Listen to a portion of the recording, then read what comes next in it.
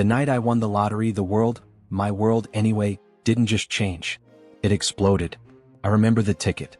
It was crumpled, forgotten in the back pocket of my jeans, the ones I'd worn while cleaning out the garage for my neighbor, old Mr. Henderson. I needed the extra $100 bad. That afternoon, running to the corner store for a lukewarm cup of coffee and a packet of ramen, I impulsively grabbed a quick pick. $1. A throwaway fantasy. My name is Alex. Or at least I was Alex. The one who knew the value of $1, the one who worked 50, 60 hours a week just to make the rent on a cramped studio apartment in the city's gray, forgotten district. The one who measured success by the absence of overdraft fees.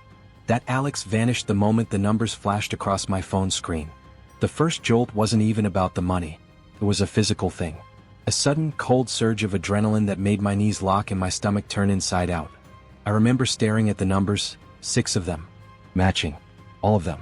And the prize. $20 million. 20 million. It's a number so large it loses all meaning. It ceases to be currency and becomes a concept, a magic trick.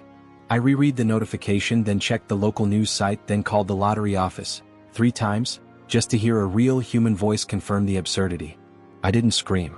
I didn't cry. I sat on the edge of my busted-up sofa, the springs groaning beneath me, and I felt nothing. A profound, dizzying zero.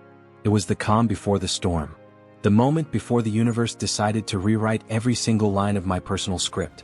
The next few weeks were a blur of lawyers, financial advisors, the kind of people who wear suits that cost more than my entire year's salary, and a blinding, merciless media spotlight. I took the lump sum, an immediate mistake that only the financially ignorant make. After taxes, it settled into my brand new premium bank account, $13,300,000. It felt like I was holding a nuclear device in my hands. I couldn't sleep. The money hummed, a persistent, aggressive background noise that drowned out everything else. The first purchase was pure, unadulterated vanity, a midnight blue Aston Martin. It was sleek, silent, and entirely impractical for the city streets.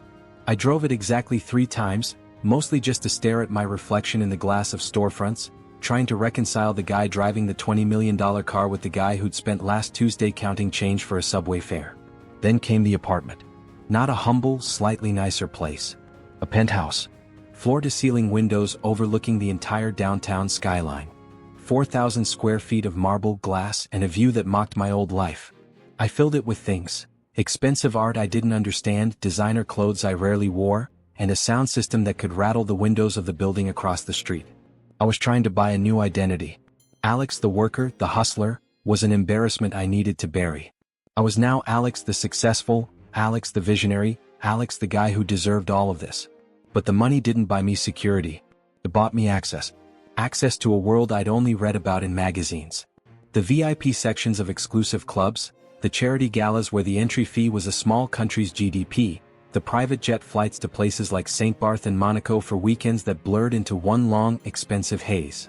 And I attracted people. Oh, did I attract people? Old friends, distant cousins I'd never met, high school acquaintances I hadn't thought of in a decade. They appeared like moths to a very large, very bright, very new flame. And with them came the hangers-on, the business partners, the self-proclaimed gurus. There was Marcus, a smooth-talking man who promised to triple my fortune in a month with a complex, opaque investment in some South American diamond mine. I gave him $1 million. Just like that. It felt like monopoly money, a simple transaction with zero emotional weight. Then came the parties. Every weekend, sometimes midweek. My penthouse became a revolving door of smiling, beautiful faces, expensive champagne, and promises whispered in the dark. I loved the feeling of walking into a room and being the most important person there. Not for who I was, but for what I was, a walking, breathing ATM. I thought I was living the dream. The absolute peak of human experience. Freedom. Total, unconstrained freedom. But freedom isn't the same as happiness. The novelty wore off faster than I could have ever imagined. The Aston Martin felt like a cage on wheels. The penthouse, with its spectacular empty rooms, started to feel like a lonely glass prison. I was surrounded by people, yet I'd never been more alone. When I tried to talk to my new friends about anything real, a lingering fear, a sense of emptiness, their eyes would glaze over. They only wanted to talk about the next trip, the next bottle, or, inevitably, the next incredible sure-thing investment opportunity. I realized with a sickening thud that they didn't see me. They saw the $13,300,000. The diamond mine deal? It vanished. Marcus disappeared with my $1 million, the mine, turning out to be a poorly photoshopped image and a stack of worthless paper. I barely even pursued it. It felt like too much effort. It was just money, right? There was always more. The bad decisions piled up like dirty dishes. I invested $2 million in a tech startup that sold smart dog collars. It sounded cool after 4 glasses of high-end whiskey. The company dissolved 5 months later. I started to use the money as a shield. An argument ender. A way to bypass effort. If I couldn't fix a problem, I just threw money at it. My life had become an endless, expensive series of shortcuts. And the real tragedy? I was spending it to impress people I secretly despised, people who would forget my name the moment the well ran dry. 2 years. 24 months. That's all it took to transform my life from paycheck to paycheck anxiety into unimaginable opulence, and then back down into something far, far worse. An opulence-induced, debt-riddled, existential despair. The thrill was gone. The money was fading. And Alex, the guy who'd won the lottery, was about to discover the one thing money can't buy. A lifeline. The realization didn't come in one dramatic moment. It was a slow, agonizing bleed. A series of increasingly urgent bank notifications that I simply dismissed, then ignored, and finally couldn't ignore anymore. I had spent $13,300,000 in just under 2 years. The math, when I finally bothered to look at it, was sickeningly simple. It wasn't just the cars and the penthouse, which were huge of course. It was the lifestyle. The constant, invisible drain of high-end living. $10,000 for dinner. $50,000 for a weekend trip to a private resort. The endless stream of gifts, the generosity that wasn't genuine but performative, driven by a desperate need for validation. I was performing the role of rich Alex, and the ticket price was my entire future. The first major sign of trouble was the maintenance bill for the penthouse. It arrived, a thick, official envelope, demanding a quarterly payment of $35,000. I remember staring at the number, feeling a dull ache. I didn't have $35,000 in liquid cash sitting around. Not anymore. I had to sell some of the art. And that's when the second revelation hit me. Everything I bought was worth less than I paid for it. The trendy abstract sculpture? I got back only 30 cents on the dollar. The vintage wine collection I'd never even touched? Nobody wanted it at my asking price. I wasn't an investor. I was a glorified, spectacularly wasteful consumer. I had traded my cash for depreciating liabilities. The penthouse, that gleaming symbol of my triumph, had to go. Selling a luxury property isn't like selling a used car. It takes months. And the clock was ticking. Creditors, previously silent and respectful, started calling. They weren't calling to invite me to a gala anymore. They were calling to ask pointed questions about outstanding balances on the designer furniture, the private membership fees, and the disastrous investments I'd personally guaranteed. The worst part, the truly soul-crushing part, was the silence. The moment news of my increasingly desperate sales, the cars, the jewelry, the eventual fire sale of the penthouse, started leaking into the gossip columns, the crowd evaporated. It was instantaneous, brutal, and utterly predictable. The phone stopped ringing. The WhatsApp groups went dead. The friends I had flown across the world, the ones who toasted my generosity and swore eternal loyalty, they simply disappeared. No goodbye. No warning. Just a complete and total withdrawal of attention. I remember standing in the empty living room of the penthouse, the marble floor gleaming under the afternoon sun, echoing with my own breathing. The furniture was gone. The art was gone. Even the expensive bathrobes were packed away. I was waiting for the movers to take the last few boxes. I called Marcus, the diamond mine guy, on a desperate whim. The line was disconnected.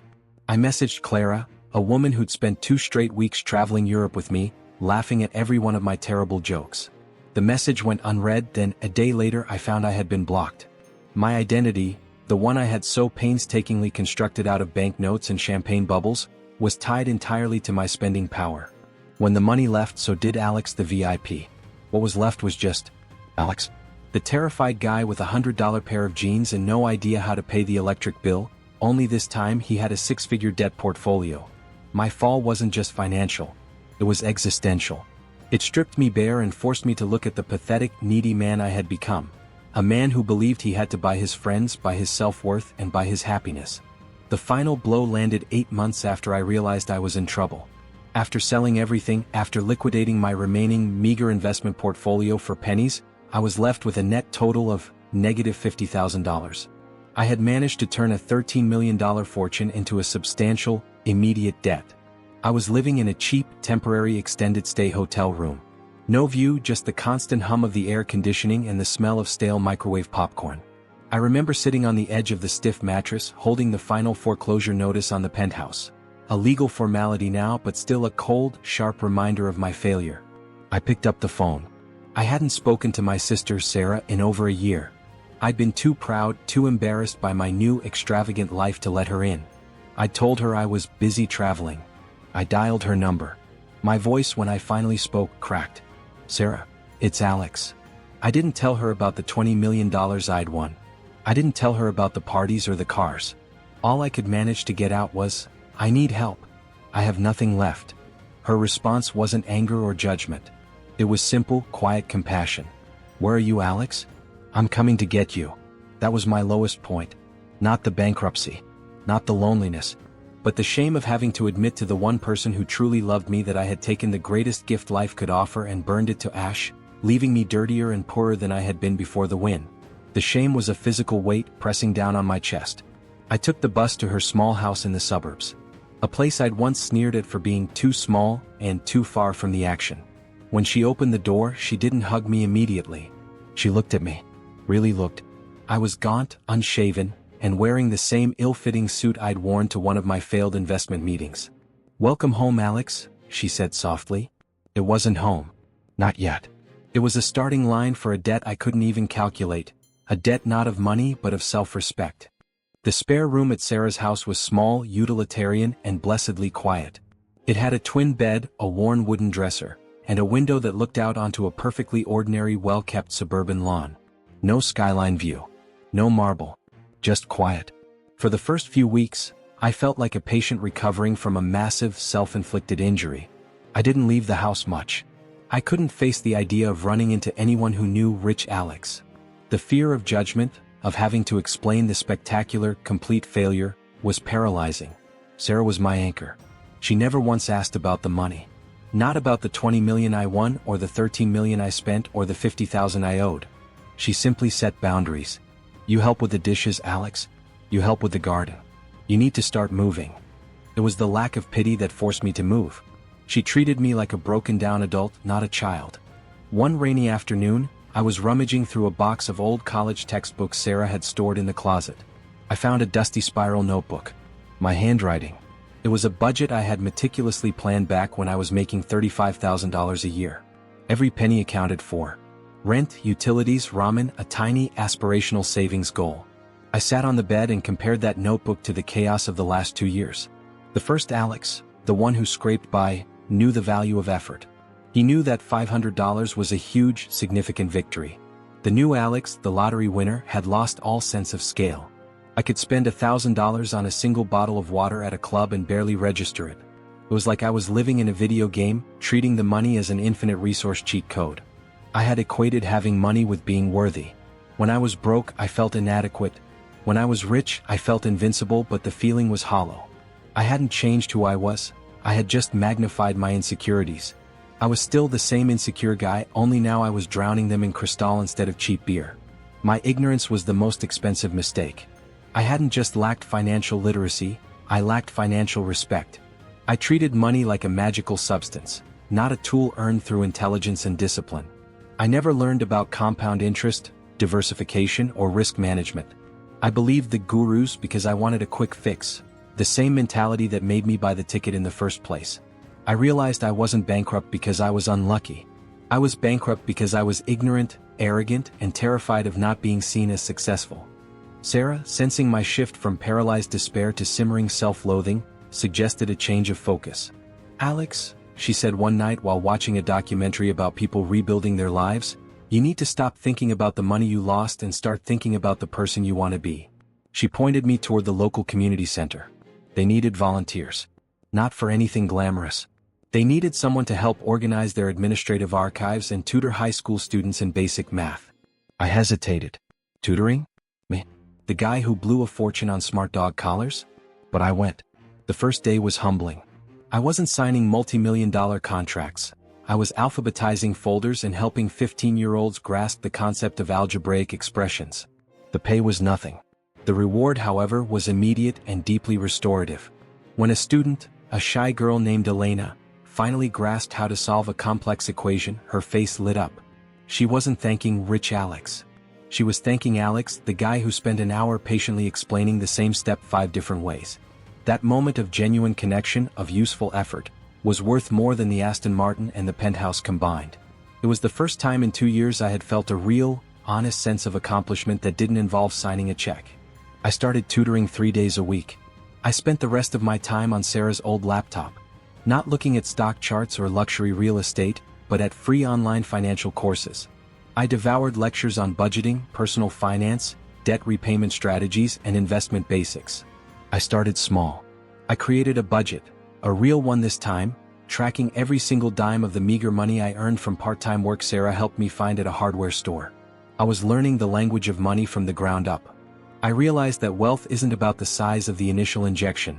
It's about the flow, the system, and the discipline. It was about margin and mindset. Slowly, deliberately, I was building a new foundation. Not on the quicksand of sudden luck, but on the solid, undeniable ground of knowledge and hard work. The $50,000 in debt still hung over me, a constant, ugly reminder, but now it wasn't a death sentence. It was a puzzle. A problem to be solved, one small, disciplined step at a time. The real Alex was finally waking up. The shift was almost imperceptible at first, like the slow turning of a massive ship. I was no longer chasing the high of sudden, spectacular wealth. I was chasing something far more sustainable: competence. My life became a rhythm of small, deliberate efforts. Mornings at the hardware store, stocking shelves and learning the difference between a lag screw and a carriage bolt. Afternoons at the community center, teaching factorization and long division. Evenings were spent hunched over Sarah's laptop, deep diving into the world of personal finance. The hardware store job paid just over minimum wage, maybe $12 an hour. It was a pittance compared to the millions I'd burned, but every single cent now felt real, earned, and valued. When I got my first full paycheck, a crisp, satisfying amount, I didn't feel shame. I felt a strange, quiet dignity. I had earned this. I was learning about the actual value of money, not its perceived worth on the luxury market. I understood that earning $500 through 40 hours of honest work was a million times more powerful than getting $1 million handed to me. The former built discipline, the latter built dependency. The looming shadow, the negative $50,000, was the first financial beast I had to slay. I organized my creditors, mostly credit card companies and a few personal loans from my frantic final days. I laid them out on Sarah's kitchen table, a horrifying spreadsheet of high interest rates and missed payments. My strategy was simple, based on what I learned: the debt snowball method. Target the smallest debt first, pay the minimum on the rest, and roll the momentum into the next. It wasn't about minimizing interest, it was about maximizing psychological victory. My smallest debt was an old credit card for $2,000 I'd used to buy a ridiculous designer watch. I focused everything on it. My first 3 paychecks, plus the small stipend from tutoring, went straight into that account. The day I made the final payment and saw the balance hit zero, I actually felt teary. It wasn't the relief of a lottery win, it was the quiet triumph of a soldier winning a small, crucial battle. It was proof that the new system worked, that I worked. I started a savings account, a tiny, humble one. I called it my new foundation fund. I decided that $100 a month, saved consistently, was a greater victory than a $10 million investment that evaporated overnight. Consistency trumped volatility. I remember reading about the power of compound interest. I realized that if I had simply put $10 million into a conservative S&P 500 index fund and ignored it, I would have nearly $11 million 2 years later. I lost $13 million by actively trying to get rich fast. The irony was a heavy, cold slap. The simplest, most passive path was the real cheat code I had missed. The change in my external circumstances, the bus rides, the cheap meals, the tired work clothes, was profound, but the internal change was seismic. I was still volunteering at the community center, and I found myself naturally gravitating toward offering informal financial literacy workshops to the teens and their parents. Not from a pedestal, but from the trenches. I'm not a financial expert, I'd start. I'm an expert in how not to handle money. I had the ultimate test, $20 million, and I failed spectacularly. Let me show you my mistakes so you don't make them. That vulnerability was liberating. It transformed the shame into a source of strength and utility. When I told people I turned millions into debt, they listened. They saw the cautionary tale, but they also saw the man actively rebuilding. My relationship with Sarah changed too. It deepened. We weren't talking about my new sports car. We were talking about her kids' college fund, her retirement goals, and how to fix her leaky faucet. These were real, grounding conversations about real life. I was giving back to her, not money but competence and presence. I started appreciating the small luxuries I once ignored. A solid 8 hours of sleep, the smell of fresh coffee in the morning, the simple feeling of my muscles aching after a long, honest shift at the hardware store. The true definition of wealth, I realized, wasn't about the size of the bank account. It was about margin, peace, and control. Having enough space between my expenses and my income that I didn't worry about an unexpected bill. Having the peace of mind that my money was working for me, not against me. And having control over my decisions, independent of needing external validation. I was still deep in the grind, still working toward paying off the debt, but the anxiety was replaced by a slow, powerful momentum. I had exchanged a fleeting illusion of extreme wealth for the enduring reality of a self-made life. It was a life I could finally be proud of. It took 2 years of relentless, unglamorous grind to finally face my financial ghosts. 2 years of saying no to impulsive purchases, 2 years of stacking those minimum wage paychecks, and 2 years of disciplined debt repayment. The total debt, the negative $50,000 I owed, was finally paid off. I remember the final notification from the last remaining creditor, a student loan I had forgotten about and then aggravated during my wild spending spree. The balance hit zero. I was sitting at the kitchen table, the same table where I had laid out my debts like battle maps. I didn't cheer. I didn't jump up. I simply leaned back in the chair and closed my eyes, letting out a breath I felt like I had been holding for 4 years. I wasn't rich. In fact, my net worth was maybe $15,000, entirely in savings and a small, diversified index fund portfolio I was contributing to monthly. But I was solvent. I was free. And the relief of being free from debt created by the illusion of massive wealth, was a richer feeling than any luxury purchase I'd ever made. The next decision was the most important one. I had learned everything I could from the hardware store and the community center. My passion had shifted entirely from chasing fame to spreading financial peace. I decided to take the jump. I used my savings, my hard-earned $15,000, as seed money to start a small, localized financial coaching service. I didn't target the wealthy. I targeted people like the old Alex, people who were hardworking but lacked the basic tools. Single parents, recent graduates, people living paycheck to paycheck. I called it the Second Chance Project. I didn't advertise with fancy websites or slick sales pitches. I started right where I had been rehabilitated, the community center. I offered my coaching sessions for free, initially, building my confidence and refining my approach. My personal story was my biggest asset. I lost $20 million. I tell clients matter-of-factly, I'm not here to tell you how to get rich. I'm here to tell you how to stay solvent and build peace. My first paying client was a woman named Maria, a single mother of 2 working 2 jobs. She was drowning in $25,000 of credit card debt. Over 6 months, using the same small victory strategies I'd learned, we helped her restructure her finances, negotiate down her interest rates, and attack the principal. When she sent me a photo of her shredded credit cards, accompanied by a note thanking me for giving her back the ability to sleep through the night, I knew I had found my life's work. That feeling, the authentic, profound impact on a real person's life, was the true return on investment I had been seeking all along. I never became a multimillionaire again, at least not in the sense of sudden, explosive wealth. But I built a comfortable, sustainable income, enough to finally move out of Sarah's spare room and into a modest, 1-bedroom apartment near my office, the community center. My relationship with money is fundamentally different now. I see it as a tool for peace, not a ticket to status. I save automatically. I invest conservatively. I live well below my means. I budget, not out of necessity but out of respect for the process. I often think back to that moment when I first saw the winning numbers, $20 million. At the time, I thought it was the end of my struggle, the ultimate achievement. I was wrong. The lottery win was not my biggest windfall. It was merely the catalyst for my greatest failure, which paradoxically became the foundation for my greatest success. I had to lose everything, the money, the false friends, the borrowed identity, to discover that the real treasure wasn't in the quantity of the zeros in my bank account, but in the quality of my character, the depth of my connections, and the peace of my discipline. If you're out there, struggling, feeling defined by your balance sheet, remember this. The true measure of success isn't how fast you get rich, but how well you manage the little you have and the person you become while earning the rest. That lesson? That's worth more than any lottery jackpot. That lesson is the real wealth.